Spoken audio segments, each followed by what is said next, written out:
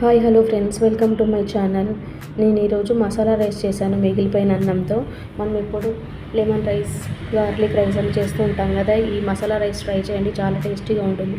ముందుగా స్టవ్ పైన ఒక బాండి పెట్టుకొని దాంట్లో కొద్దిగా ఆయిల్, జీలకర్ర, ఆవాలు వేసి బాగా ఫ్రై చేసుకోవాలి. ఆ తర్వాత పచ్చిమిర్చి, ఆనియన్, పల్లీలు, కరివేపాకు, ఒక పొటాటోని వేసి బాగా చిన్న చిన్న ముక్కలుగా చేసి వేసుకొని బాగా ఫ్రై చేసుకోవాలి. ఇది బాగా ఫ్రై అయిన తర్వాత 1 స్పూన్ పసుపు వేసుకొని ఫ్రై చేసుకోవాలి. ఆ తర్వాత మనం ముందుగానే రెడీ చేసుకున్న రైస్ కానీ లేదా లెఫ్ట్ ఓవర్ రైస్ని కానీ అందులో వేసి బాగా కలుపుకొని దాంట్లో 1 స్పూన్ కారం, 2 spoon salt, pav bhaji masala and ధనియాల పొడి వేసి బాగా మసాలాలన్నీ రైస్కి పట్టేలాగా కలుపుకోవాలి. అంతే, టేస్టీగా ఉంటుంది. ట్రై చేయండి ఫ్రెండ్స్. Thank you.